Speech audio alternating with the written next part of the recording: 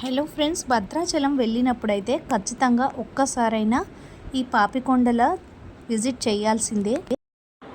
ఎందుకంటే చాలా అద్భుతమైన ఎక్స్పీరియన్స్ని మీరు చూస్తారు. చాలా మంచి అడ్వెంచర్ అండి.